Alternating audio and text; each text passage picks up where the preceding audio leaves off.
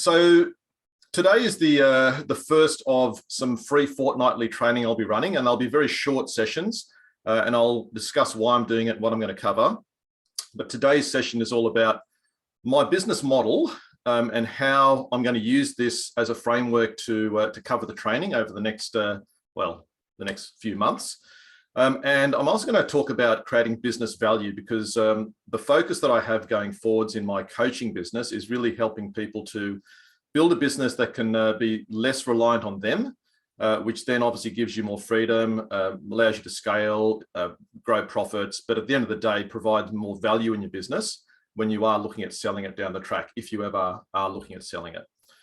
So firstly, thanks for everyone for taking the time out. I know everyone's very busy, so I always appreciate you taking the time. For those that don't know, I think everyone knows me here, but just very quickly, I'm an accountant by training. I've been running my own business coaching and consulting firm since 2005. Focused on as I said, helping business owners create a business that's less dependent on them, and obviously more profitable and more valuable in the end. And I'll explain what the components of creating value in a business are during this presentation. And I've recently bought into a growing national business called All Biz Business Sales. So that is now a new arm to my coaching and consulting business. And that business focuses on exit planning and also selling businesses. So we've got a listing platform. So we actually pull all the information together to actually help people sell their businesses if that's what they're looking to do.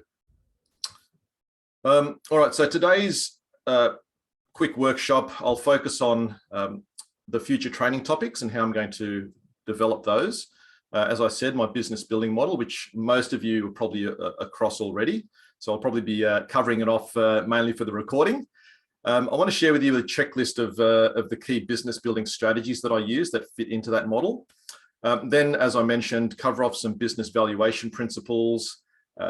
Some of you may be already across how businesses are valued, but I'll cover that off, and also how we can then use the model, the strategies to increase the value in your business. Okay. Now, at any time, if you have any questions, just pop into the chat. I'll be monitoring the chat box, so just feel free to provide any feedback or questions there. All right. So why am I running these training sessions? So a couple of reasons. Oh, I'm just letting someone else in here. So a couple of reasons. One is, it's obviously a way for me to give people a taste of what I do and how I can help. But I genuinely do want to help educate people, help people understand these concepts. And also, since I've now shifted the focus of my coaching business slightly, I think these sessions will re-emphasize that shift as well. And that's what I want to do. I really want to educate people on what I'm doing now and going forwards. All right, so the All Biz platform, I don't think I had this organized to show you, but I'll do that now. Bring it across here. Can you guys all see that? You should be able to. So this is the platform. I've got a website now that explains my service, but this is the actual listing platform. So we actually list businesses for sale. You can probably imagine that there's a lot of hospitality. Actually, down here, I'll click through the food and bev one. Yeah, so food and bev, you can imagine there's tons of food and bev type businesses, gyms, cafes, that type of thing. So basically, yeah, we've got a platform here where we can list businesses for sale, and I will be building a team that helps people do that down the track. All right, so that's the new All Biz arm to my business. And if you do have any questions about that, obviously, if you know anyone that's looking at selling their business, then let me know. All right, so very quickly, let's cover off my business building model. Firstly, I'd just like to welcome Gareth and Saul. Welcome, guys. Now you're on mute. If you want to just open up your chat box and just say hi, that would be great. Just let me know that you can see the presentation okay. So most of you probably already know and across my business building model. So just very quickly, I always tell people there are three parts for every business, and that's represented by these three columns. The first part is really getting the work in the door. The second part is getting the work done productively and effectively. And the last part is getting paid, getting organized, making sure the back office is working, okay? And then within each of these three areas, hey Ben, thanks for joining us. Within each of these three areas, I've broken it up into three other areas. So getting the work in the door means getting the strategy right in your business, understanding where your business is placed, what your competitors are doing, what the trends are in your market, what your business model needs to look like to make money. So really getting all that strategy piece working well, obviously where you want to take the business longer term as well.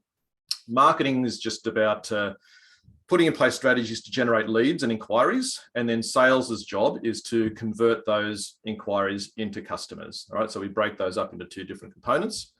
The middle part, getting the work done, making sure you're delivering consistently to your clients, making sure there's no roadblocks, there's no issues, no complaints, or at least minimizing those as much as possible. Team is all about being able to attract the right people, induct them into your business, train them, performance manage them, basically build a team that can run the business for you over time.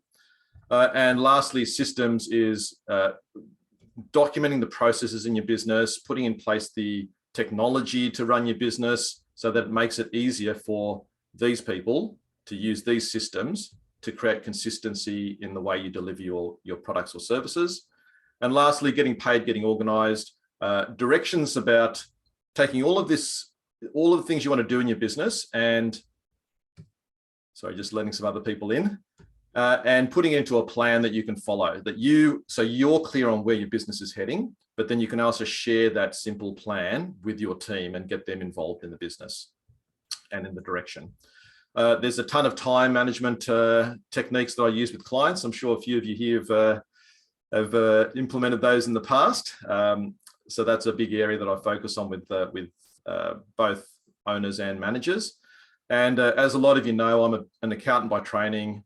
Understanding the numbers is critical in a business. I'll always tell people that numbers are the language of business. So I do spend quite a lot of time with my clients, understanding the business through the numbers, educating them about how to use the numbers to better manage their business and better understand the business. So over the next few months, as I cover off the training, I'll definitely be covering off strategies to help you understand the numbers. All right, so that's very quickly. Saul saying hi. Yes, everyone's what other way to start your day than a training session like this, Saul? I'm sure everyone's going to be pumped after this. All right, so that's my business building model, those 9 boxes. So keep it very simple. But then I've also got this checklist that I use to help people understand, well, what are the specific things that we can do within each of these 9 areas to improve each of the 9 areas. Let me just move my video out of the way for a tick. Now, I'm not going to go through it in detail here, obviously, but I'll send you a download of this checklist. It's a PDF that you can use. And I will be using this as a framework to cover off the training over the next few months. Okay, so obviously strategy looks at a whole range of things. Numbers, as I spoke about, understanding how to read your numbers, understanding what KPIs to track, key performance indicators, so that you know that you're doing the right activity to give you the right results, understanding concepts like break even, cash flow forecasting, and so on. Okay, so there's a whole, instead of just saying, okay, well, we need to develop our team, this gives you a checklist to work through to understand what are some simple strategies to put in place to develop that team area. Okay, now I know a lot of you have already implemented a lot of this. I know Ben's on the call here. We went through a quarterly growth day planning workshop recently, and he's got 2 businesses that he's running, and he circled all the areas in blue for one business that he wanted to focus on for the next 3 or 4 months, and all of the other areas in yellow for the other business. So it's a great way to step back from your business every few months, review what the next steps are for you to implement in your business and improve the business, and then obviously put a plan in place around that. Any questions around that before I move on? All right, If there is, I'll cover them off as we go. All right, so let's talk about business value now, and what I call the value equation. So very simply, now there are a few ways to value a business, but for most small businesses, it's a very simple method that most brokers would use, and accredited valuers might do something a little bit different, or they might do a few different methods, but this would be one of the key ones. So basically, you look at the business's profit, you make some adjustments for things like how much salary the owners are paying themselves, depreciation, other add backs that aren't necessarily recurring or relevant to the new owner. So you basically take the profit, you make some adjustments. I don't need to go through that adjustment process. But as you can imagine, the more profitable the business, the more valuable it is, okay, in terms of sale price. And then you take that profit and you multiply it by a multiple. And I'll take you through what that multiple is and how to think about that multiple. So as an example, if there's a business here that's making $200,000 profit, and obviously make some adjustments to that. It's not just what comes out of the P&L. We make adjustments to that, and we work with your accountant to do that.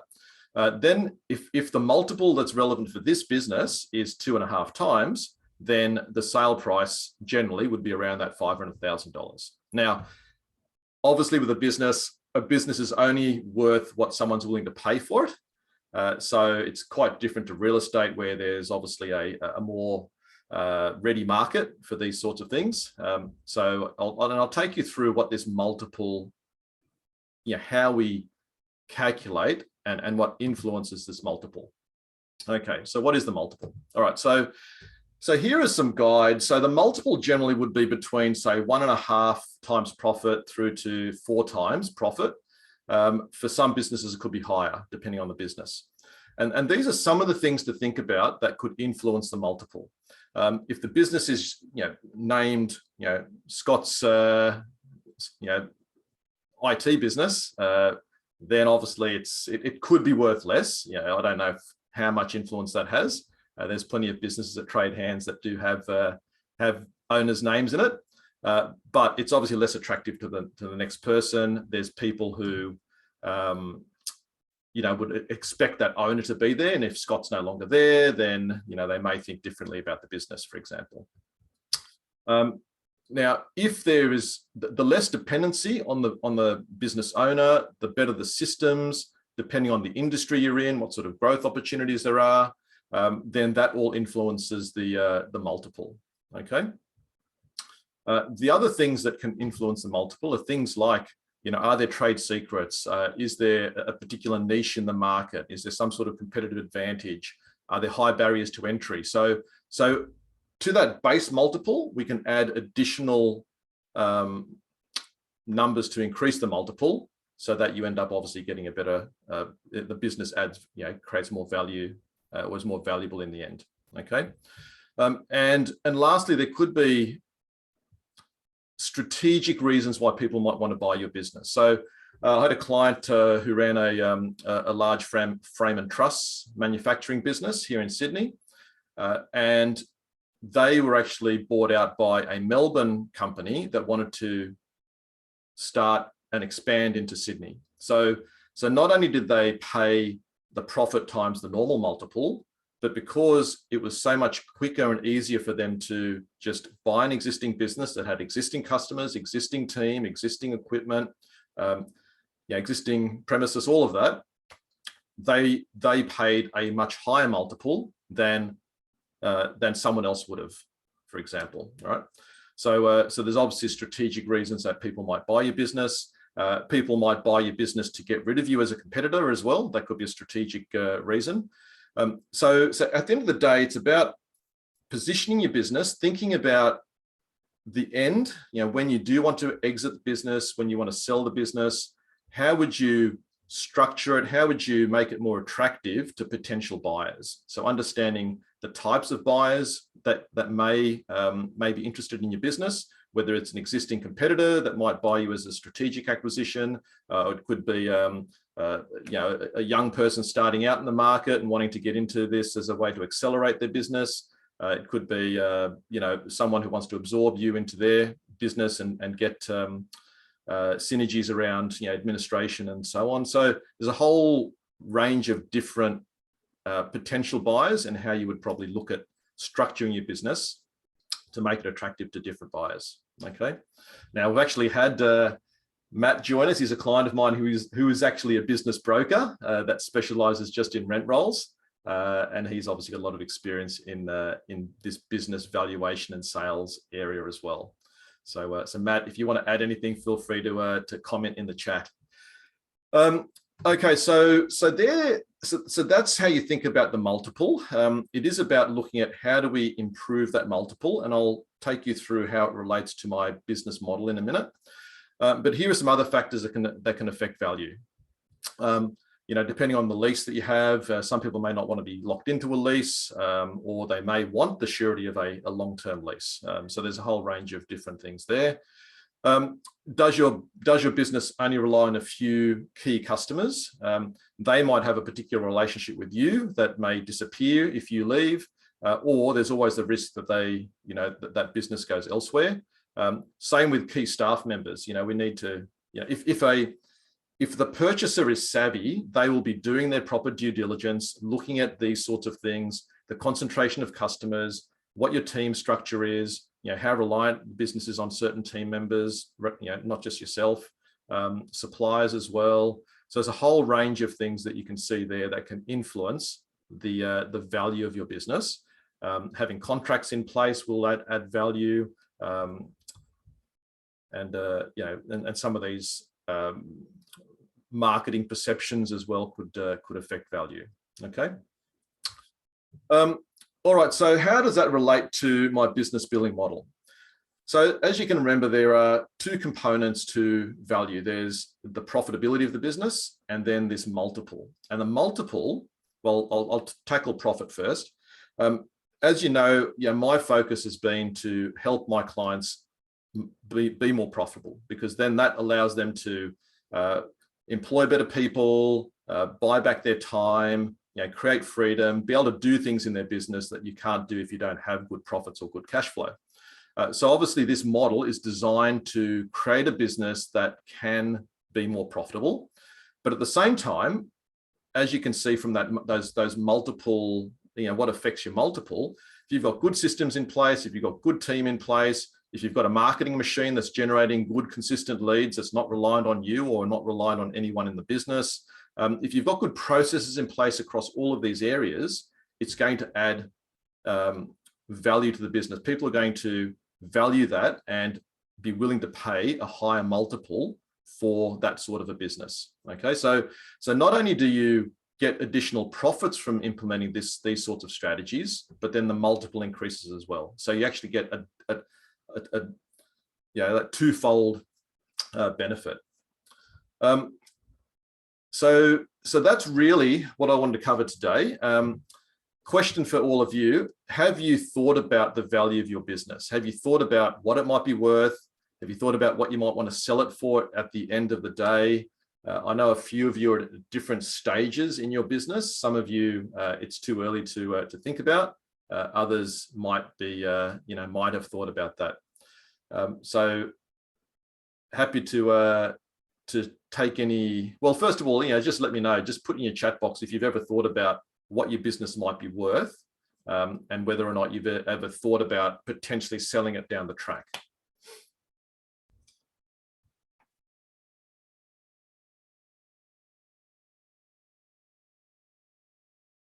No comments? Thinking about it now, Brett's saying, very good. I know Brett, I'm working with Brett and his team. We're looking more of a succession planning process with some of the younger, family members and team members. So we might need to go through that valuation exercise. Not that I would do that valuation. If you're transferring the business or part of the business to others that are either in management or related parties, then you would need to go to a accredited valuer and go through that process. But in terms of selling the business to someone externally, then doing a detailed valuation makes no sense, because at the end of the day, it's really how well you can market the business, explain the benefits, and then depends on what people are willing to pay for it. All right, so I might just open it up now to any questions that people might have. And feel free to unmute yourself if you have any questions. I'm just going through some of the people who've made some comments here. You know, Paddy might be looking at selling one of his businesses down the track. Gareth says, yes, I always try to begin with the end in mind. A good Stephen Covey principle, Gareth. So James is saying just about to expand, but in future would consider selling. Yeah. The other thing that I'll just flick back over to this platform, just talking about expansion, James.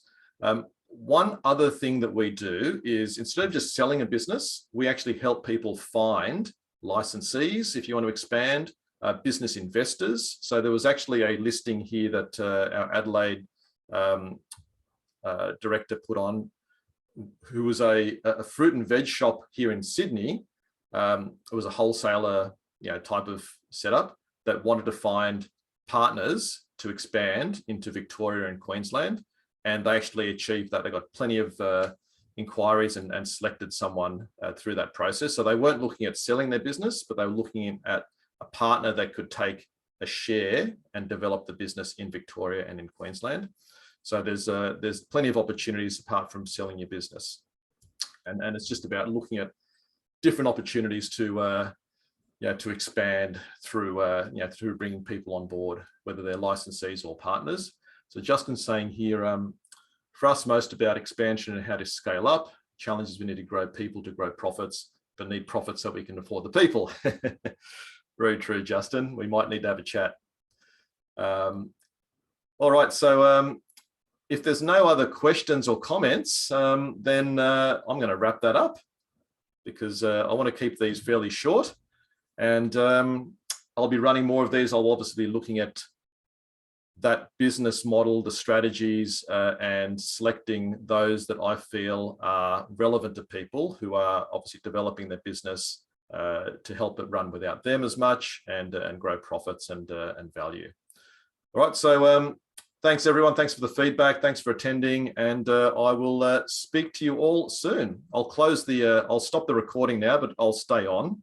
And feel free to, I'll just unmute everyone and have a chat.